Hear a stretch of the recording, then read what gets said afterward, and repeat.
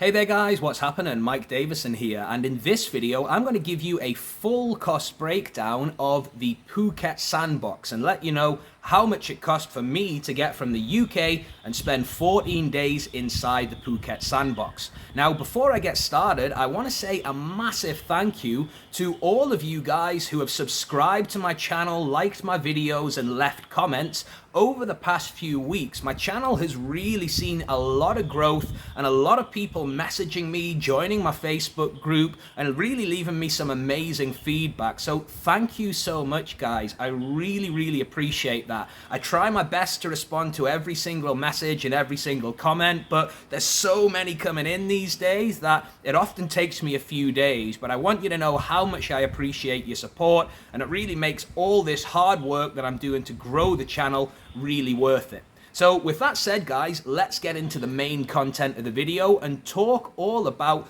the costs, okay? So these are my costs. I understand you can probably do this for more expensive. You could probably also do it for cheaper, okay? But this is my costs in GBP or pounds sterling. So if you're from the States or Oz or somewhere else, you can just convert them into your home currency.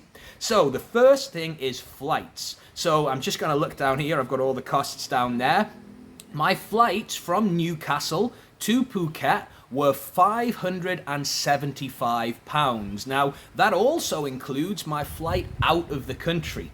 Okay, now you are required to show a exit flight from Thailand if you are entering under the visa exemption or the tourist. So I decided, rather than booking a return flight to the UK, I booked a one-way flight to Thailand via Doha, which was about £525. Then, because I intend to stay for a long time, I booked an exit flight from Bangkok to Singapore, which actually I'm not going to take. I put that in place purely so I could get the COE. And when my visa extends, which will happen next week, I'm simply going to cancel that flight and not take it. So overall, my flights in and out of Thailand were £575. The first one was from Newcastle to London, London to Doha, and Doha to Phuket. That was the big chunk, about 520 of that. And then the exit flight from Bangkok to Singapore was about £50, which I've already cancelled actually. So that was the big chunk of the budget, was the flights to get to the Phuket Sandbox. The next is insurance. So you need to have COVID insurance if you're going to be coming to Thailand, if you're going to be going to the Phuket Sandbox or anywhere else in Thailand for that matter. And my insurance, I got it for 2 months to cover me during my time here, and then I'll be getting work insurance from my employers actually over here. So I only got it for 2 months, and that cost me £175. Now that might seem expensive, and the reason is that at the time the UK was on the red list, and your insurance is actually based on what country you're from. So if you're coming from a low risk country, there's a list of those, you'll probably pay less than £175 for 60 days. I went through AXA insurance with one of my good friends in Phuket. His wife is actually an insurance agent, so she sorted me out. And if you'd like recommendations of insurance, I'm going to put a link in the description of this video so you can contact her directly. Very trustworthy lady, and she offers a great package when it comes to insurance as well. So my insurance for 60 days, like I say, was £175. The next cost is the hotel, the Shah approved hotel. Now I stayed in a place in Caron Beach called Warraburi Resort and Spa.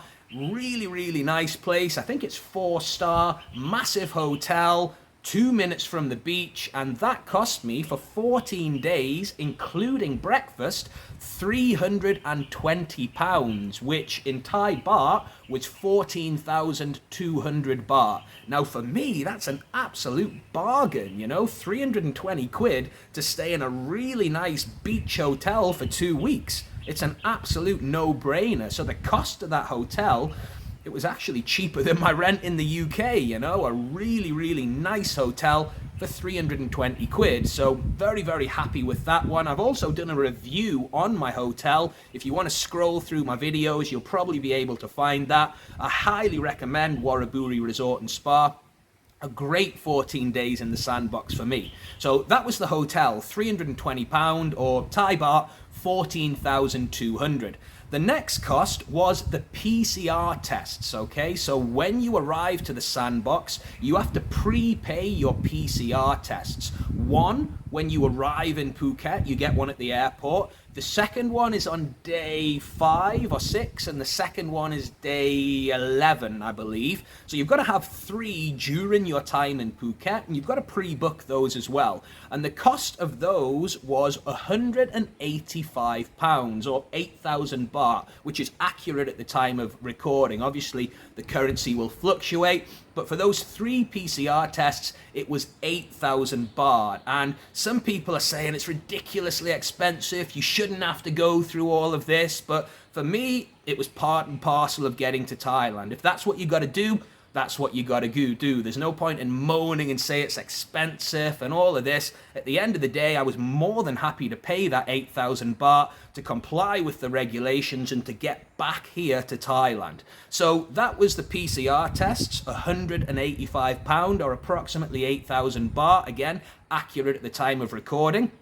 And the next cost was your taxi, or my taxi. Now, you've got to get an approved Shah taxi, okay? You can't just walk out of the airport and jump in a taxi like you could pre all of this pandemic thing, all right? You've got to actually book a Shah-approved taxi, which my hotel did for me, and that was 1,000 baht, or roughly £20, okay? To get from the airport to Karon, which is about a 45-minute, 50-minute drive, that was 1,000 baht, or roughly £20.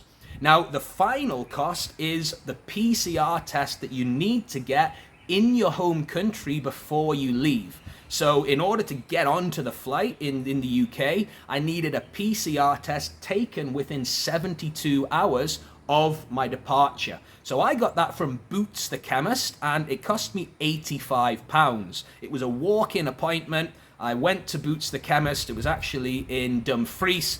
Got the old test, which stung a little bit. It's not too bad though. I see a lot of people asking, does it hurt? Does it hurt? It's really not that bad. It's a little bit of a sting, but nothing too painful. So that was £85, which is about the same as what you're paying in the Sandbox, to be fair.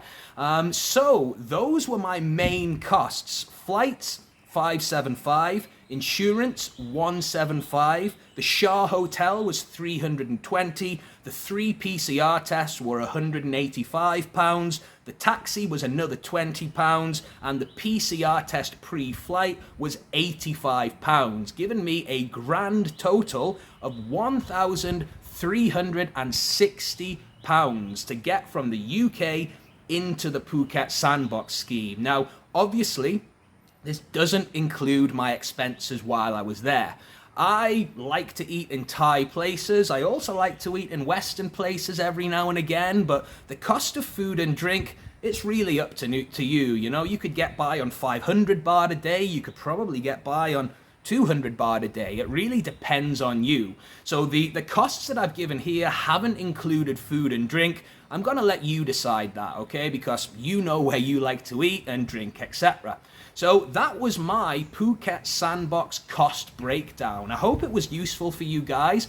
As always, let me know if you've got any questions in the comments. And if you'd like to connect with me personally and meet some other expats living in Thailand, you can join my free Facebook group, Thailand Expats and Digital Nomads, where you can connect with other people living in Thailand. And if you've got any questions, you can ask them in that group. And there's loads of people who have already successfully got to the Phuket Sandbox in that group. So there'll be lots of help and advice for you in there. With that said, guys, thanks for watching. Don't forget to subscribe to the channel if you've enjoyed this video, and I'll see you in the next one.